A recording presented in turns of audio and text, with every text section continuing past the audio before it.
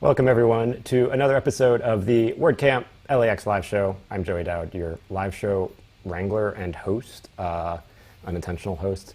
Today, we're joined by a lot of special guests on the WordCamp LAX team. Hello, everyone. So I want to introduce you to Chris, who you've seen before, our lead organizer, Tracy, our graphics wrangler, and James, our content wrangler.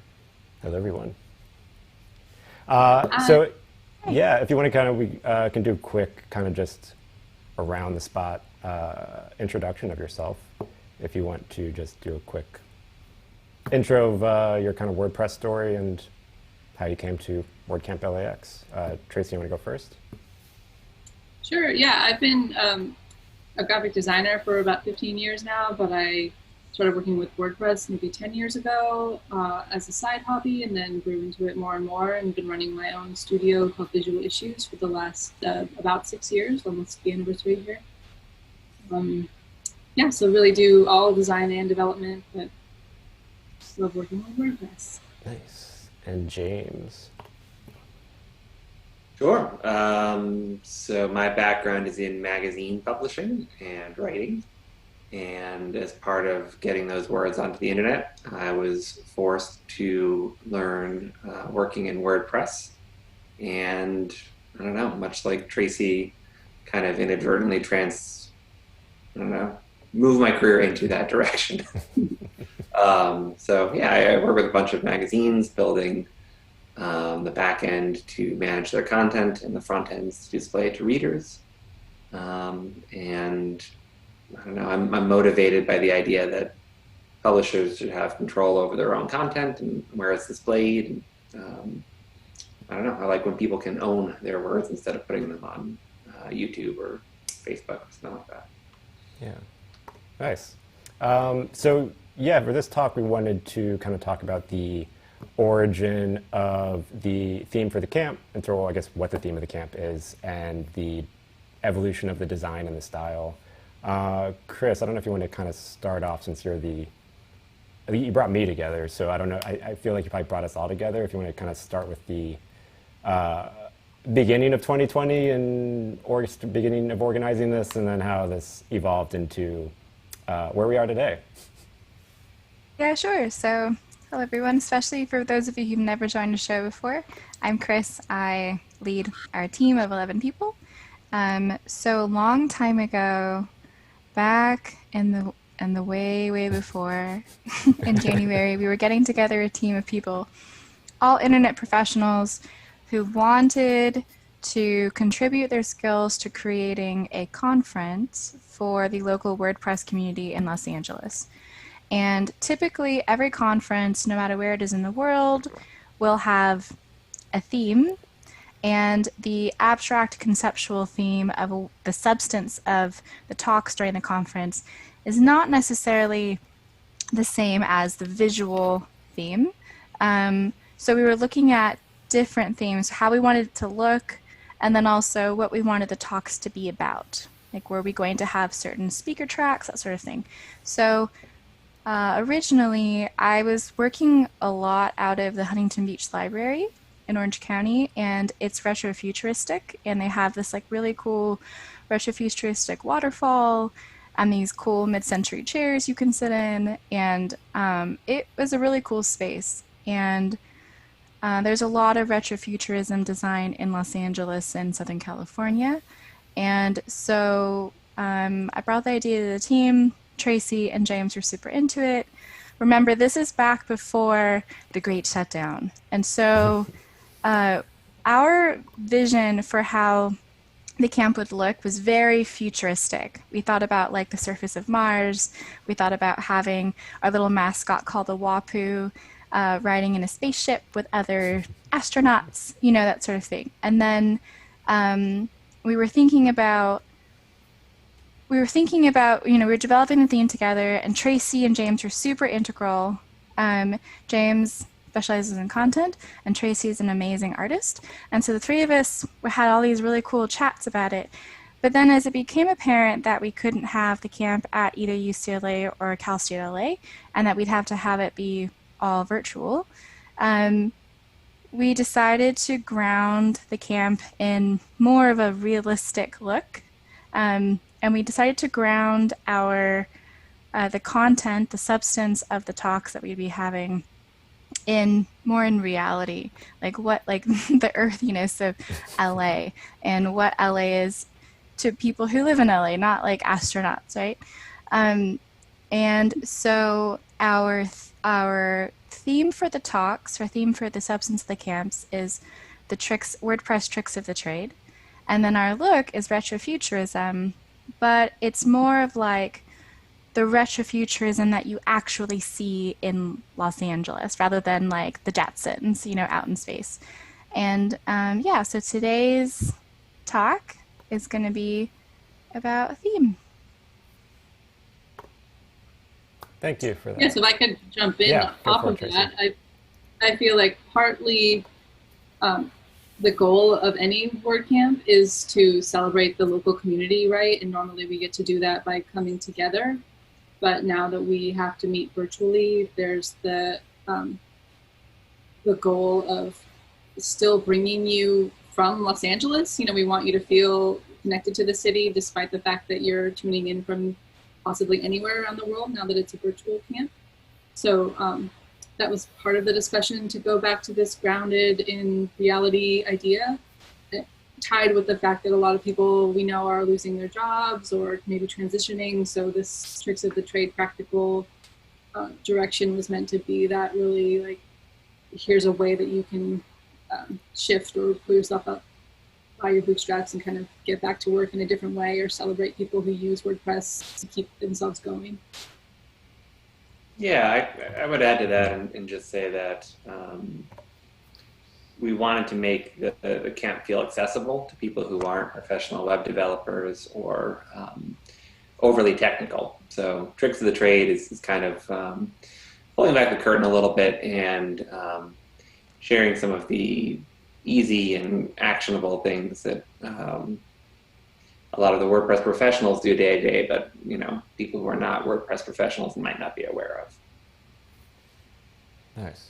And I know I don't have them loaded here, but we did go forward with the WAPU designs, and Tracy made some excellent WAPUs that sort of celebrated the various industries here in Los Angeles. Did you want to touch on, I don't have them to display right now, but did you want to touch on a couple of some of the industries that the WAPUs Sure, yeah, some of celebrated? it was just, yeah, partly we were thinking about like who has a WordPress site, and really that came to anyone could have a WordPress site. So we have masons and bakers and seamstresses and people who could be promoting their small business. We also have a filmmaker and an artist, and just generally trying to celebrate that diversity of content types, and that WordPress is so flexible and allows for anyone to promote what they're doing. Yeah, nice. And so I'll go through. So we have the first your first sketch up, and so the idea was that we kind of celebrated LA landmarks, but that aren't the usual LA landmarks. And then you did some of these kind of beautiful sketches of these landmarks. So do you want to talk about? I'll cycle through some of the images that you did, but do you want to talk about the first one up that I've got here of this landmark? Sure, yeah, that's the Union 76 gas station in Beverly Hills. James actually suggested that when we were initially talking about interesting architectural landmarks in Los Angeles. So this is a really fantastic googie building that's, I think, one of those things that people in Los Angeles who drive by that intersection see it and are like, oh yeah, well, that really stands out as an LA place for me. But if you're not from here, you're not thinking about an iconic gas station, So that was just to start us off as, and we started that when we were still in the International Space Station idea. So we still thought of it as a next level, kind of. It's very space age. People can pull their spaceship up and get their WordPress site tuned up there, but now we've come back to reality and we're just refilling our carts, pushing our bicycles through it. that was the jumping off point. Next one I got is a watchtower. Yay! I should have gotten the kind of comparison photos, but you'll have to Google it if you're curious for the original photo. Sure, yeah. These are the watchtowers, and that one Chris had recommended, and same thing we had talked about, possibly talking about creative uses of WordPress, and we thought that the watchtowers is a great symbol of creative use of materials and interesting shapes and forms that kind of no one had seen before, and a different way of approaching building a structure. So we thought that was cool to highlight. Yeah. Yeah, the Watts Towers are from my childhood. When I was a kid, my dad was a teacher in Watts, and I remember the Watts riots, and I remember visiting my dad at his school and stuff and meeting his students. And so the Watts Towers are right around the corner from his school. So when I think of LA, I think of the Watts Towers, actually. That's funny. Are they just a sculpture? Or... go ahead. To be geographically inclusive too, to have sites from all around the city and have people have landmarks that are near them and not focus on one area. Yeah. Are they, this is going to show I'm not a native. Are they just a sculpture, or are they, are they a functional building, or are they just a sculpture, the watchtowers? It would probably be accurate to call them like an architectural sculpture.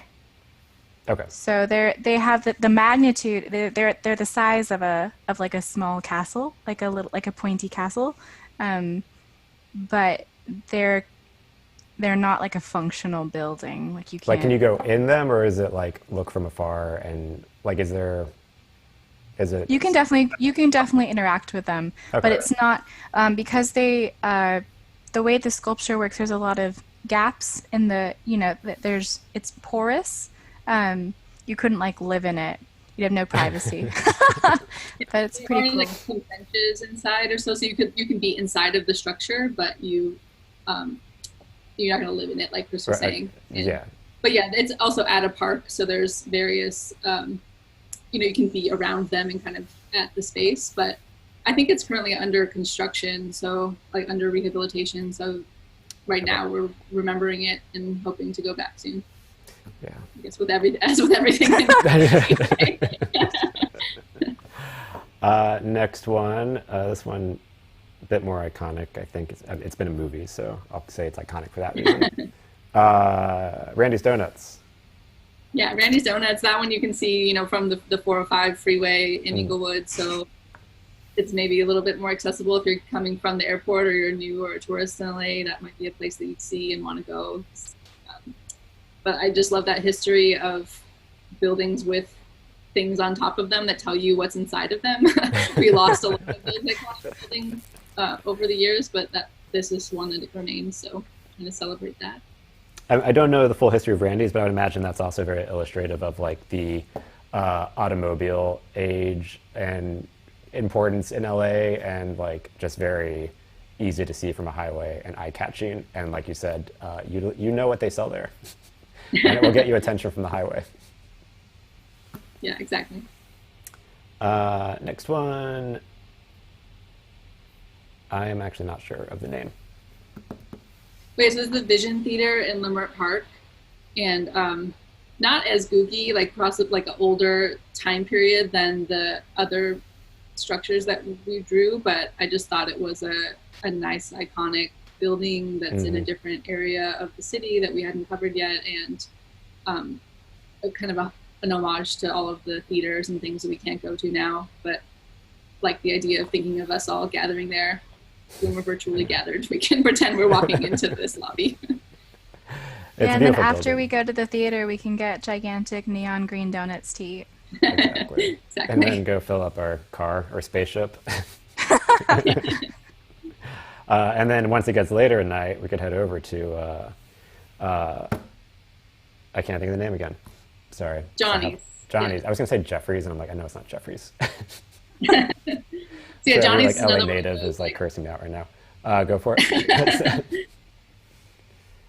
Yeah, I'd say Johnny's is another kind of iconic place where it's no longer functional as a cafe, and it's been used in a lot of movies and things, like it's in The Big Lebowski, for example. So I think that's a crossover one where you can have a connection to it if you've never been to Los Angeles, but I feel like if you have been to Los Angeles, you drive by it often, probably. It's across from the Peterson and LACMA, so kind of more central in that sort of mid-city Miracle Mile part of town, and just a really beautiful building. It was also like the Bernie headquarters the last election. Nice. But cool. Served many purposes. Is it still a coffee shop now, or is it just the building? I think it's just a filming location now, or like it was those offices for a while. Right. So Yeah. Okay. Because if it was a cafe, that seems like a weird spot to open up a catering office. Awesome. So so be prepared to find these beautiful sketches throughout WordCamp LAX in some form or another, possibly with rooms or in another iteration. Was there anything else that we want to talk about with the theme or going to virtual?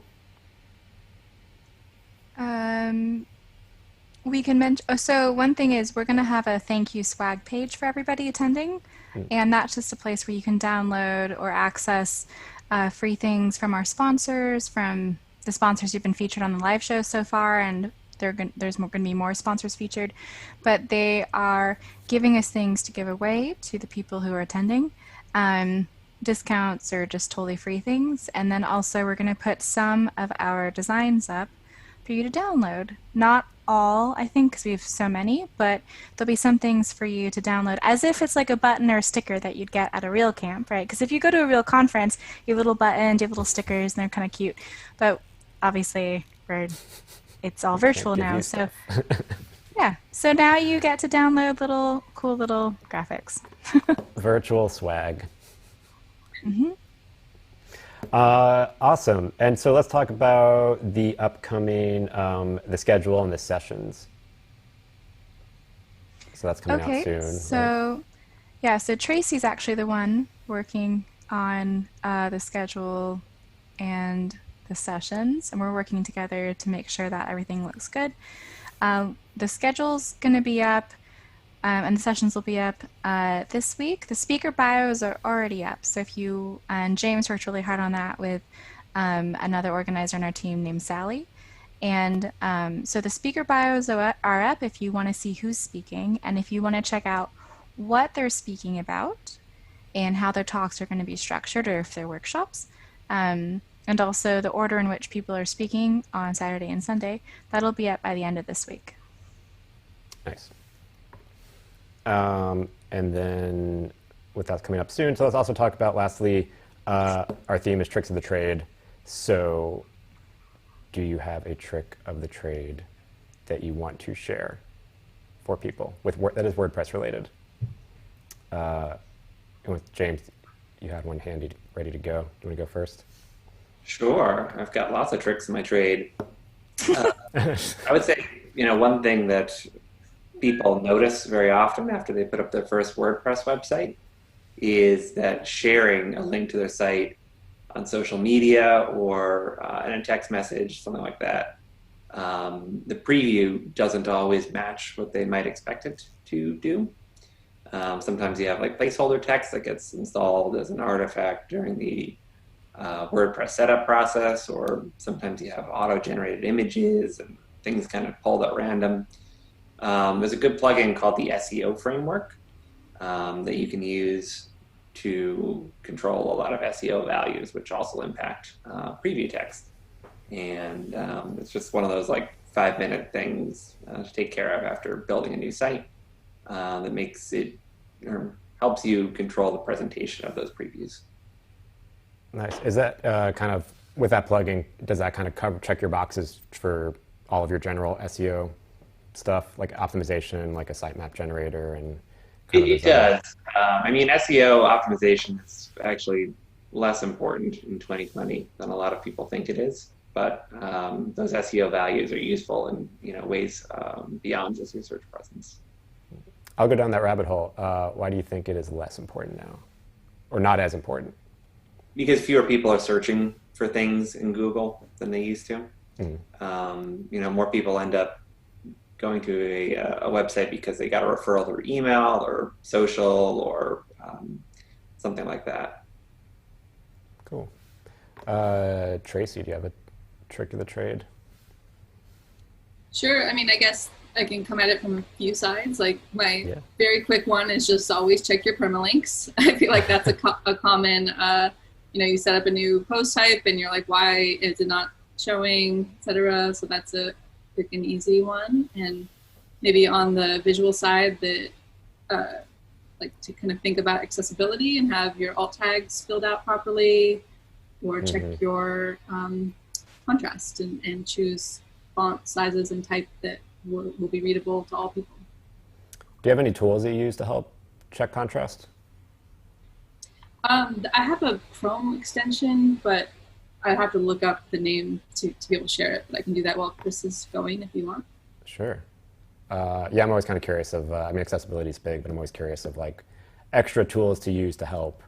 I think you could definitely use Lighthouse, like the which is in Chrome DevTools, as a starting point. Right. Cool. Chris, do you have a tip? Yeah. So I think a lot about how content looks on a page, and header hierarchy matters. It matters because it helps screen readers, and it does help with SEO if you care about that. But also, it's also really nice if you can have parameters when you're writing, so that the text looks good on a page in a standard way. It doesn't even require you to make like a branding guide for yourself. Like if you can just remember that there should be one H1 tag, like one H1 on the page, and then the top of a section would be like an H2, and then anything underneath that would be H3, right? And then if you want to switch ideas, you go back to H2, and then you go to H3. So thinking about header hierarchy in ascending order. So if you have one H1, then you have an H2, then you have your H3s. Some people go to H4 and H5. I don't typically, maybe H4. And then you can start back at H2 and then go to H3s. But you would never order it like H1, H5, H3, H2, H4. Like you don't do that sort of order. So just remembering that with your headers on the page or the post, you go in ascending order. Yeah, that's a great tip. And I feel like, so I mean, usually with a default WordPress theme, H1 is going to be your, if you're doing a regular blog post, H1 is going to be your blog post title, right? Mm-hmm. By default. Yeah. And then anything you add under that will be H2 to H6. And I feel like with Gutenberg, I can't remember these, I think if you click the I, if that's right, you can see it'll kind of show you an outline of your page or your article, and right, am I on the right path here? It'll show you the outline, and you can kind of glance at your structure to kind of make sure your H2, H3 tags have like a logical grouping as you're saying. Yeah, and this, am I thinking of the right thing? document outline that they added now. Yeah. Sorry to interrupt. It's just The very the doc outline. Yeah, that's fine. This is also like with Google Docs, right? Like in general, if you can build an outline into your story that you're telling, not only does it make more sense for the reader, but it also helps you when you have to quickly refer to something, if you have to edit it or go back into it. It helps you to be able to find information quickly. And whatever you can do to help yourself in the future make your job easier, then that's really good. WordPress hacks. Cool, awesome. I haven't shared any of my tips yet, but now I feel like I'm just gonna be copying, because my tip was always like SEO related, and James talked about SEO, and I'd say optimize. Make sure you have like a good SEO plugin and set it up. But also, I would say to you kind of finish your writing your post, and then you're kind of ready to hit publish. But I would say there's a lot of to make sure you kind of tick the boxes on the other metadata surrounding it, to make sure that you write out a good, at the very least, write out a good excerpt, and don't let WordPress just pull I think the default is pulling the first couple lines from your post, but it's definitely better to craft out a custom excerpt that summarizes what your article's about, because that's what Facebook and Twitter, maybe Twitter, but that's what kind of the social graphs will pull from if people post your link and they get the little preview card. So you want to make sure that is more of a teaser and a description of your post, rather than just whatever the first couple sentences that you wrote were. Yeah. I mean, those SEO values are still important to address. They're just more important from a usability perspective than from a search ranking perspective.